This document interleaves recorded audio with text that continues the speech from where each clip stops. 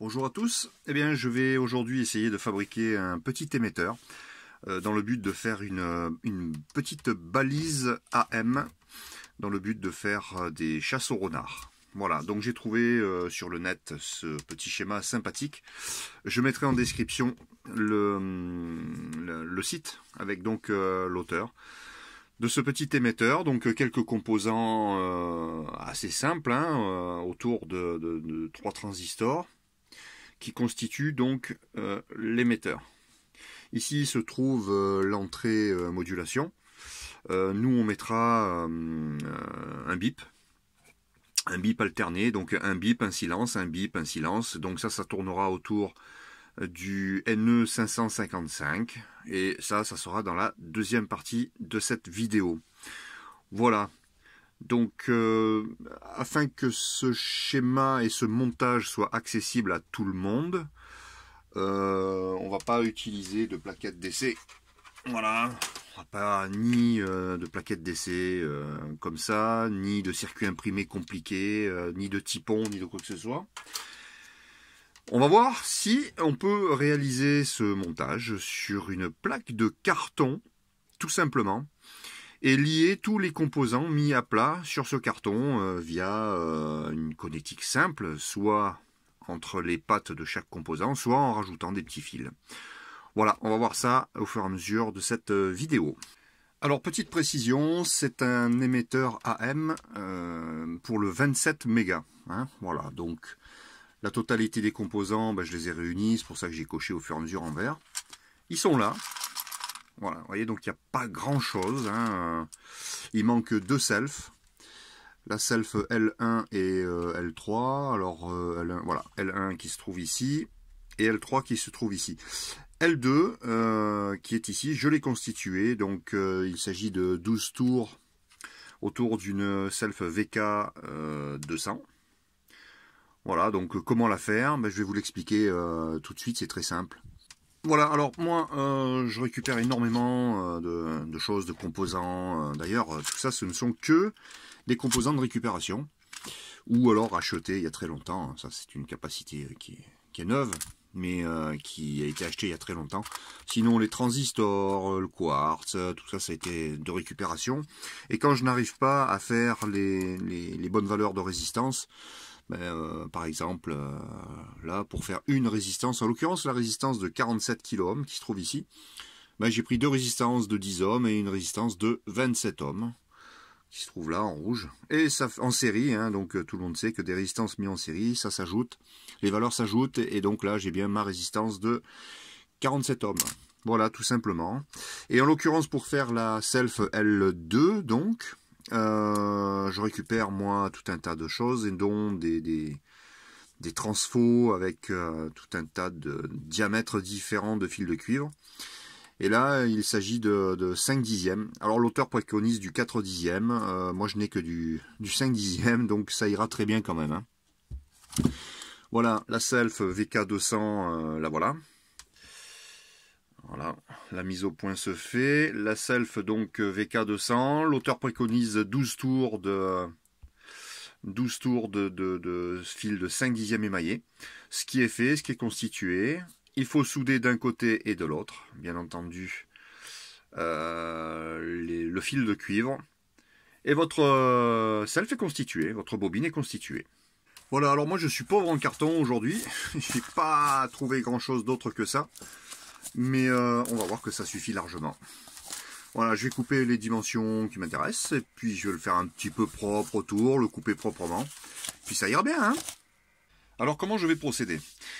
C'est très simple, je vais aller de la gauche vers la droite et implanter au fur et à mesure les composants et les souder entre eux à plat, autant que possible. Donc de la gauche vers la droite. Donc là on constate qu'il y a toute une ligne de masse. Là, il y a toute une ligne de masse. Et donc, pour faire ma ligne de masse, j'ai pris un fil de cuivre d'électricien de 1,5 carré, ça suffit largement, que j'ai dénudé et que je vais mettre ici. Et au fur et à mesure, je vais souder tous les composants qui viennent à la masse, là-dessus, au fur et à mesure. Ici, donc, on constate qu'il va y avoir le plus, donc le moins, la ligne de masse, tout en bas, le plus, 12 volts. ou 9 volts, on verra comment on va l'alimenter selon la puissance que l'on désirera à la fin. Donc moi je rajoute ici donc un tout petit bout de fil qui va faire mon plus. Puis au fur et à mesure, on verra, si j'ai besoin de plus, je viendrai avec un fil rajouter le plus à l'élément qui a besoin du plus, tout simplement. Voilà, je suis arrivé à peu près à la moitié du schéma, hein. Au fur et à mesure, je coche en vert tous les éléments et toutes les connexions que j'effectue. Voilà, bon, on voit que ça ressemble à peu près au schéma, au niveau de la mise en place. Hein. On voit bien ici les deux capas, on voit bien les deux résistances. Alors voilà, voilà. Hop là, voilà. Une résistance, deux résistances, le quartz, le transistor avec sa résistance et sa capa. Transistor, résistance, pardon, et la capa. Alors la résistance, hein, comme je vous ai dit tout à l'heure, la 47 ohms, j'ai dû la fabriquer parce que je n'en avais pas. Donc de résistance de 10 ohms et de 27 ohms en série, pardon. Voilà, donc ça avance. Je ne montre pas composant par composant parce que c'est trop long et puis c'est inutile. Donc on se retrouve juste après la fin de comment dire, de l'implantation, enfin du moins l'implantation, de la mise en place de tous les composants. Alors la constitution des deux selfs L1 et L3, donc que l'on voit ici, L1 et L3, L2 on l'a vu hein, déjà sur une VK200. Donc L1 et L3 donc sur un mandrin de 9 mm, donc un forêt. Du fil de cuivre de 1 mm, 10 dixièmes, donc encore une fois, hein, transfo de récupération, où il y a à peu près les bonnes dimensions, enfin en tout cas sur ce transfo, 1 mm pile poil. Voilà, 10 tours. En ce qui concerne la self L1, c'est terminé. Je vais maintenant faire la L2 qui a, je crois, 14 tours. Je vais le vérifier. Vous voyez donc, alors c'est 15 tours. Hein. Voilà. Donc 15 tours. J'ai récupéré mon fil de mon transfo. Et je vais attaquer donc la self de 15 tours. 1, 2, 3, 4, 5, 6, 7, 8, 9, 10, 11, 12, et je me suis fait piéger, j'ai pas pris assez de fil, donc je vais recommencer. La self est constituée, donc là j'ai pris suffisamment de fil, donc 15 tours pour constituer L3. Et bien voilà, le montage est maintenant terminé, je fais un petit peu de ménage là. Donc on va vérifier si cette partie émetteur fonctionne, et on va le faire tout de suite. Voilà, donc là c'est alimenté.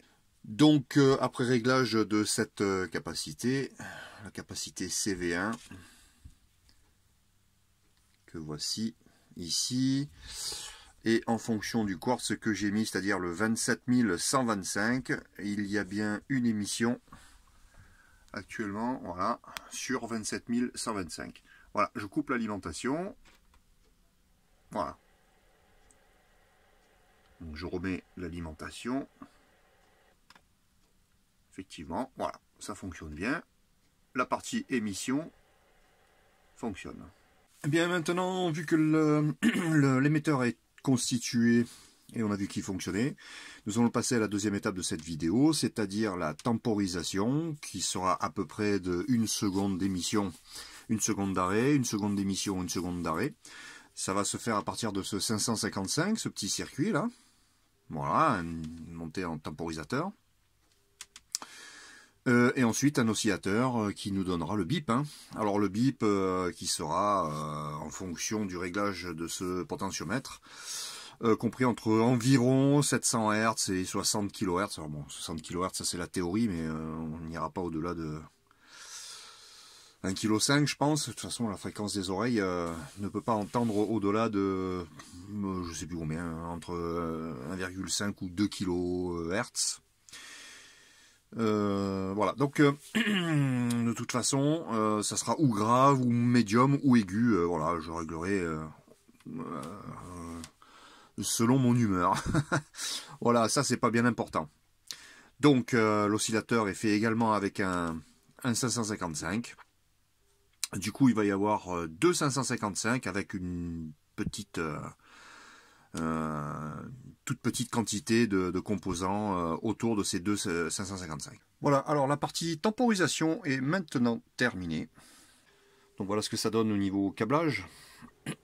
Donc on rappelle que ici il y a l'émetteur. Et voilà donc le petit circuit de tempo. Voilà le petit circuit de tempo qui est là. Et le résultat, le voilà. Voilà. Alors ça émet environ 1 seconde oui et un petit peu moins d'1 seconde non. 1 seconde oui, 1 seconde non. Voilà. Donc maintenant, il reste à faire la partie oscillateur que l'on viendra insérer sur l'entrée modulation. Et à ce moment-là, nous aurons le petit bip.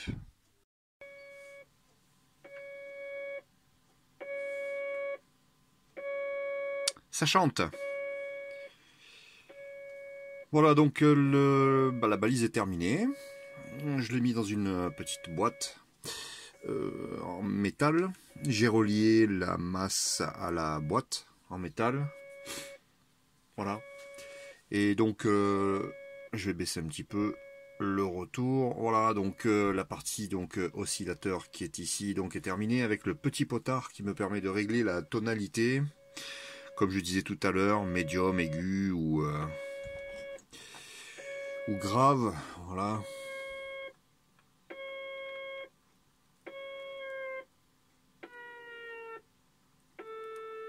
On peut préférer comme ça, c'est peut-être plus agréable pour les oreilles. Voilà.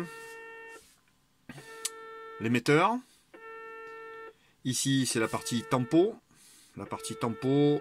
Et ici, la partie oscillateur qui rentre directement dans la modulation.